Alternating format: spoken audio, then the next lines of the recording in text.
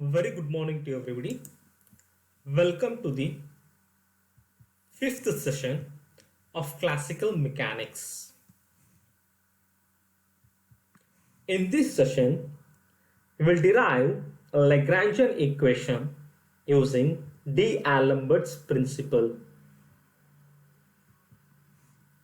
Let's have a recap of previous class. In previous class, we studied generalized coordinates, which is a set of independent coordinates sufficient in number to describe completely the state of configuration of a dynamical system, which are represented by q1, q2, so on up to qn. Using these generalized coordinates, we formulated generalized displacement, generalized velocity, generalized force, generalized acceleration, generalized potential and kinetic energy. Also, we studied D'Alembert's principle, which states that the resultant force acting on a body together with a reversed effective force are in equilibrium. The learning objective of this session is to derive Lagrangian equation of motion. By the end of this session, you will be able to understand how Lagrangian equation of motion is derived. The Lagrangian equation of motion can be derived using D'Alembert's principle. The expression is summation I is equal to 1 to n mi ri double dot minus fi into dou ri by dou qj into delta qj is equal to 0. There are two terms, 1 and 2. Let us consider the term 2. Then fi dot into dou ri by dou qj is represented by capital Qj, which is an expression for generalized force. Now let us consider first term.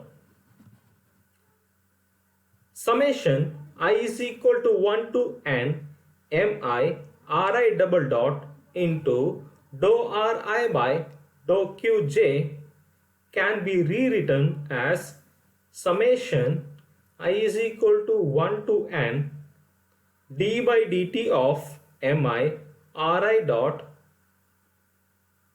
dou r by dou qj minus mi ri dot I dot dou ri dot by dou qj.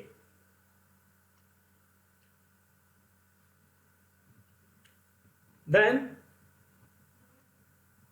this term can be rewritten as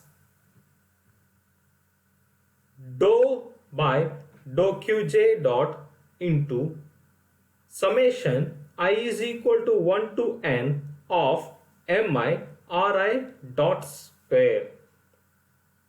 So does this term can be rewritten as minus dou by dou qj summation I is equal to 1 to n of mi ri dot square. This is an expression for kinetic energy. So T in terms of generalized coordinates qj dot T is equal to summation I is equal to 1 to n of mi ri dot square. So the expression now reduces to summation j is equal to 1 to 3n minus k if there are constraints in it. d by dt of dou t by dou qj dot minus dou t by dou qj minus capital Qj into delta Qj is equal to 0, which is independent of delta Qj.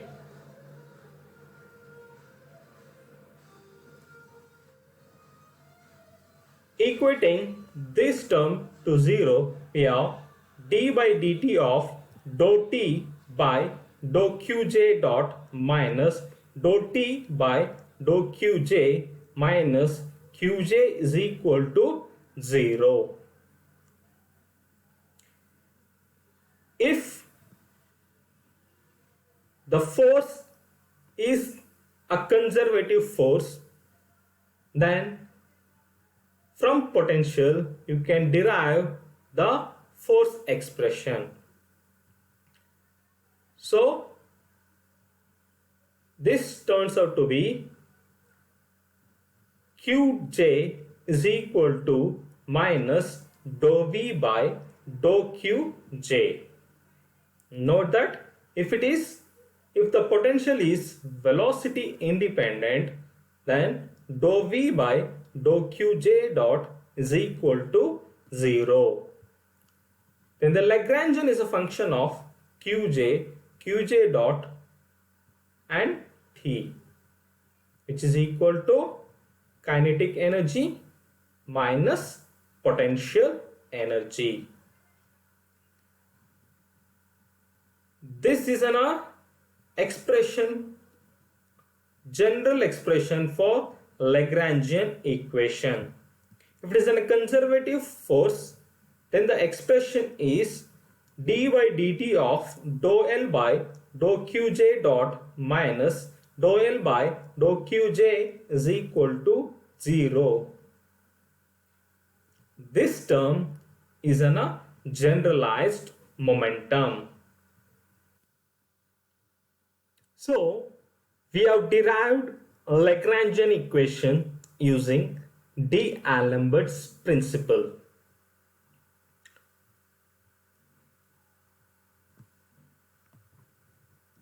The Lagrangian equation of a motion is d by dt of dou L by dou qj dot minus dou L by dou qj is equal to capital Qj, which is a general form of Lagrangian equation. For a conservative force, Qj is equal to 0, then the Lagrangian equation is d by dt of dou L by dou qj dot minus dou L by dou qj is equal to 0.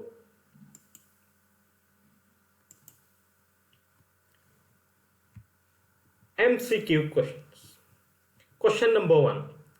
The Lagrangian equation of a motion for a system is equivalent to dash equation of motion.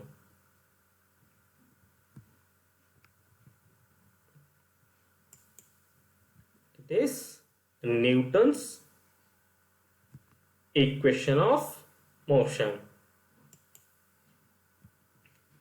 The general form of Lagrangian equation of motion is d by dt of dou t by dou qj dot minus dou t by dou qj is equal to capital Qj. So the answer is option B. The Lagrangian function is defined by answer B, L is equal to t minus v. You can refer for further details Classical Mechanics by Goldstein, Classical Mechanics by Gupta, Kumar and Sharma, Classical Mechanics by Takwale and Puranik, Classical Mechanics by J.C. Upadhyaya. Hope you enjoyed this session. Thank you all.